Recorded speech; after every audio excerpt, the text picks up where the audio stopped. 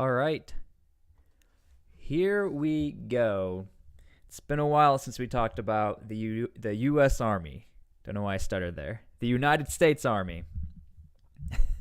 Okay, so today we're going to be talking about the recruitment issue. More specifically, we're going to go down the line of what the true issue is beyond the numbers. Because the numbers are quite low, but that doesn't necessarily mean we have a weak military. It just means we got some issues here. Okay, so something else I want to throw out there. At the beginning of the summer, I actually got to work with the U.S. Army. And I got to be embedded with recruiters. I was paid by the Army to actually go and speak on behalf of the Army and talk about why people should join, benefits outside of the Army. And so this is what I've learned, and I think the Army has also come out and said these are what the issues are. So if you are live, make sure to like the live stream, interact with the stream. Good to see you guys here. So let's go ahead and dig into all these issues. This video is stemming from the fact that the Army has now officially come out publicly and said they are creating reforms. Now, the Army has been on a downhill slope since 2014. I enlisted in 2013. I got out at the beginning of 2017, end of 2016, if you will. But I've always covered the U.S. military and the trends. And obviously, during that time, Obama was downsizing, and everything started to sort of go downhill. What's up, 11 Bravo? And so, before we get to the reforms, let's get to the issues. First things first, this is what I learned. Every single branch is competing against one another, and then every single branch within the branch is competing amongst one another.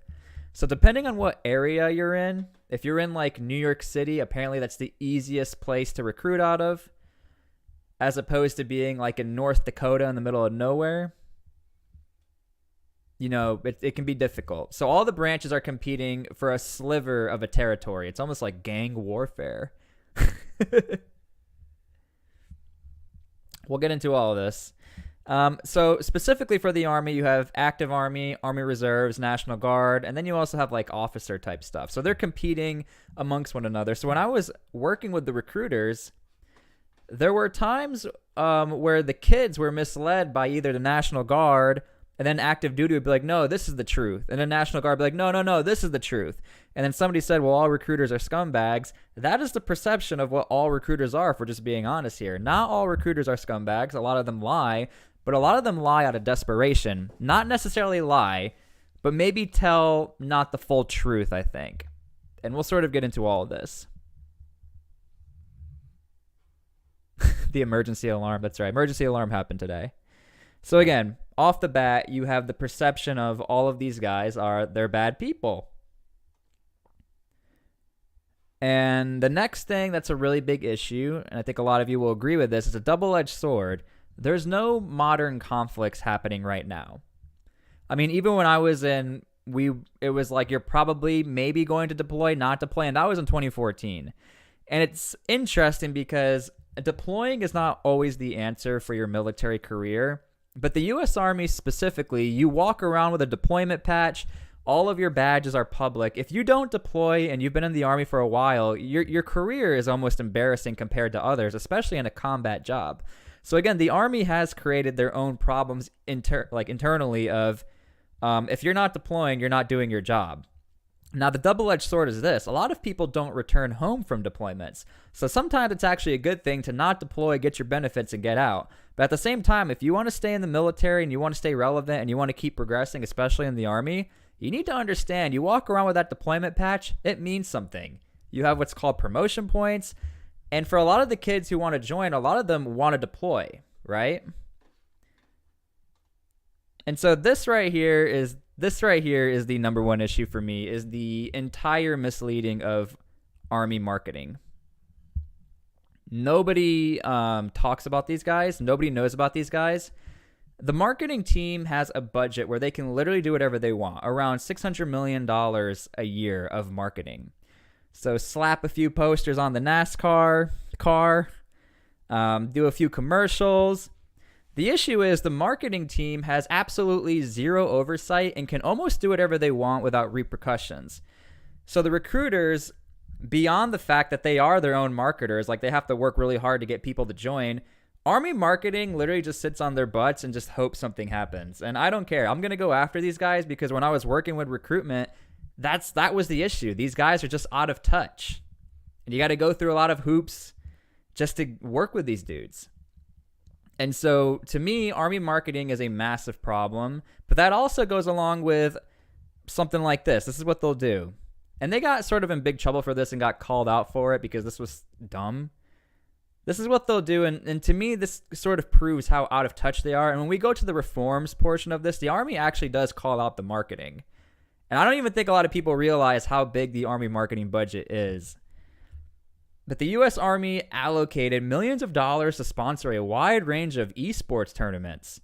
Why are you giving money to video gamers? Individual high-profile Call of Duty streamers. And Twitch events in the last year to specifically grow its audience with Gen Z. Again, beyond out of touch. I know a lot of us like to hate on Gen Z, millennials, this and that. They're not out of touch. These kids are not necessarily dumb. And again, just because you play video games doesn't mean you want your whole life to be video games and you're embedded with the Army that way. But my main point is this is one of the biggest issues when it comes to recruitment is that the marketing and the actual recruiters themselves are so not in line with one another.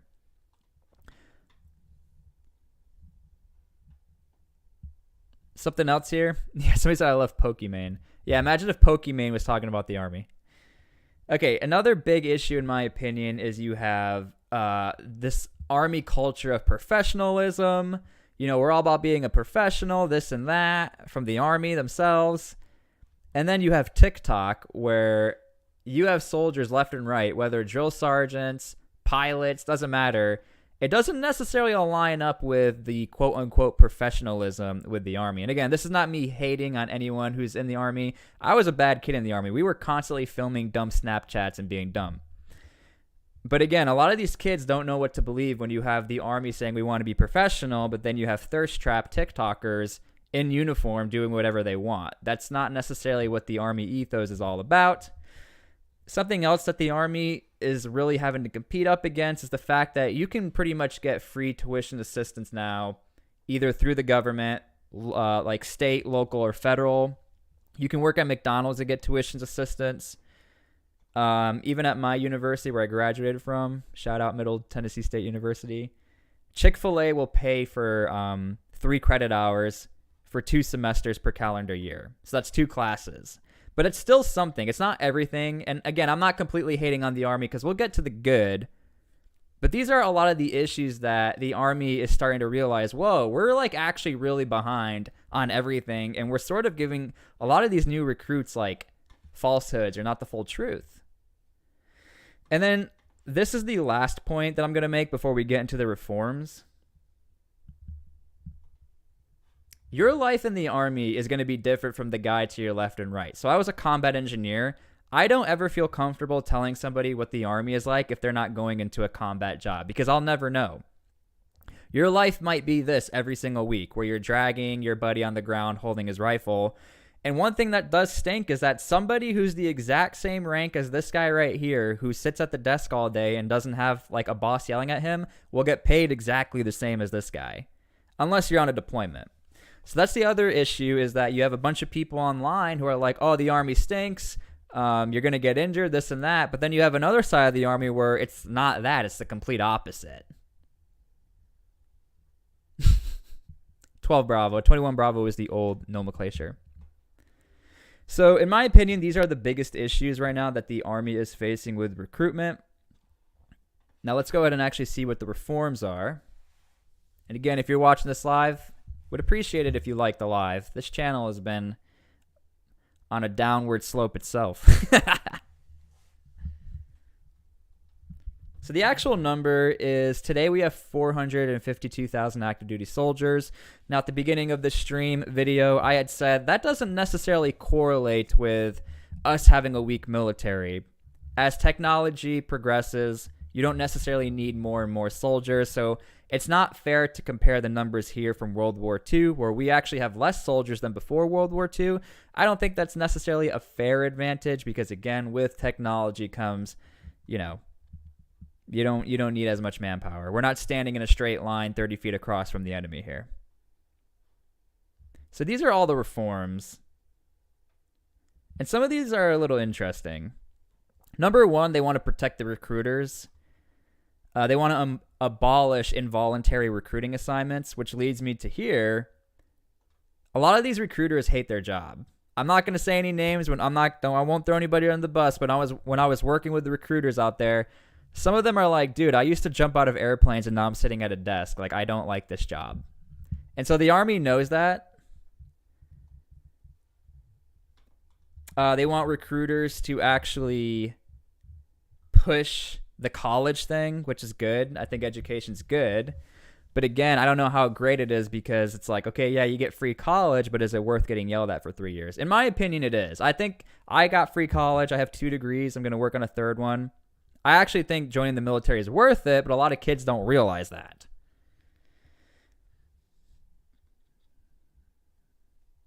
Somebody said, do you think longer, more meaningful, and informative videos would be better than short live streams that happen randomly at almost all hours of the day? I mean, at this point, AKA, buddy, it doesn't make a difference. YouTube will push you or not push you.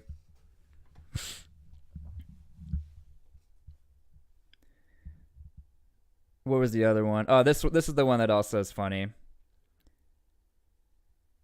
The marketing team got called out.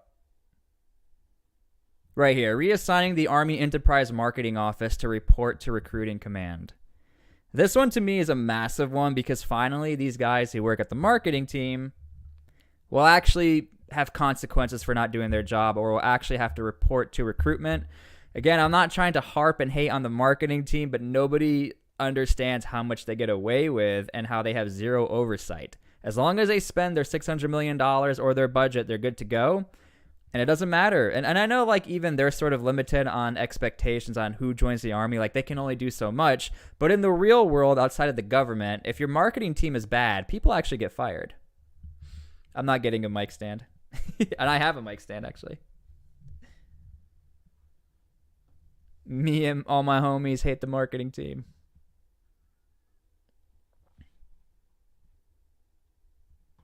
The only thing that really worked in the past like 5 years, in my opinion, is the future the future soldier prep course, where it got you ready to go to basic training. I know a lot of my comments, people complained that they had a surgery that happened when they were like 5 years old, and that has affected them to where they can't join the Army. They have to wait like several years.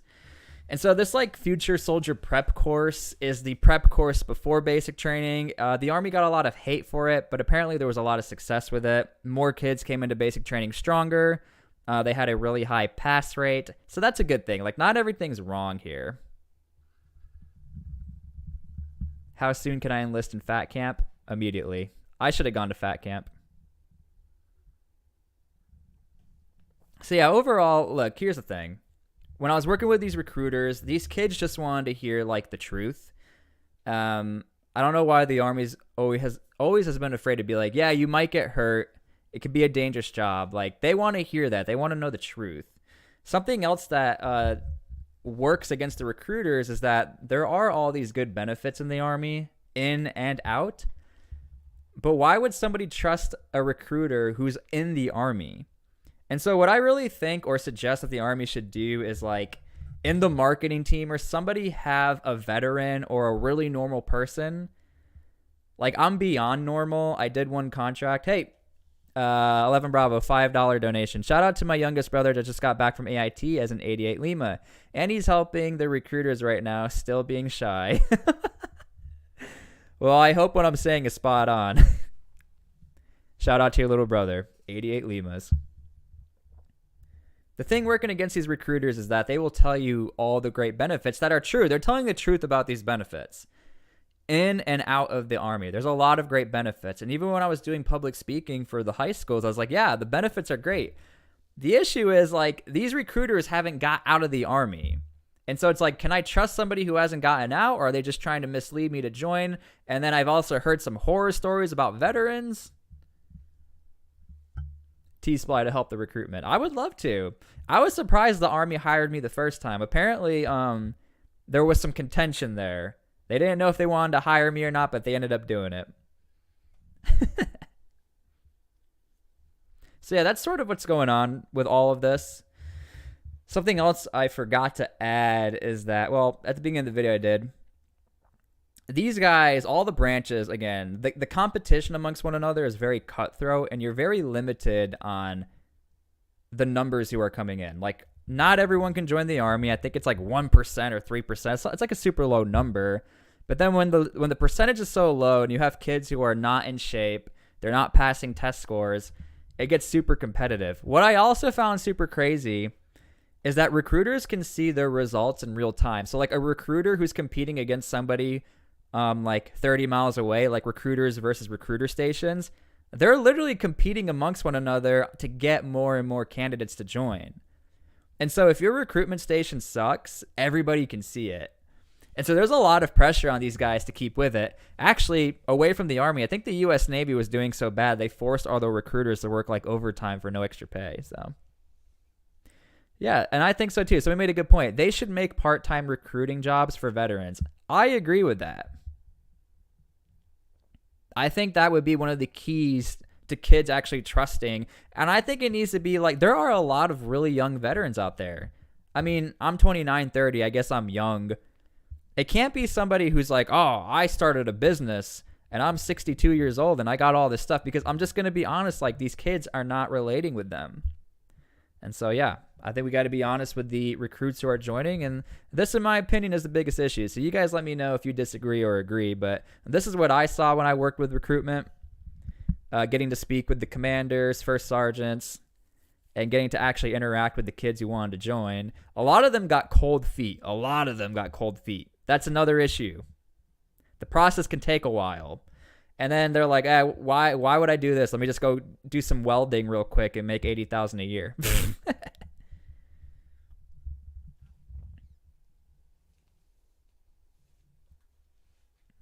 Somebody said, being stationed at home, getting paid active pay versus the second option of drill sergeant. I'll take the recruiter any day. Exactly. All right, everybody. I'm going to post this live stream. Make sure you go comment on the posted video if I didn't see your comments. And thank you guys for being here. Hope you learned something. And yeah, every single year we have a recruitment issue, but I guess apparently it's going to get better. Somebody said, LOL, I'm the welder. Hey, thank you for the $5 donation. Cash for the veteran recruiters. Great idea, T-SPLY. Ta-da! Hey, if the Army wants to act like a business, go get who's that one marketing dude with the bald head and like the six-pack? He's like, nobody works for me unless you have a six-pack.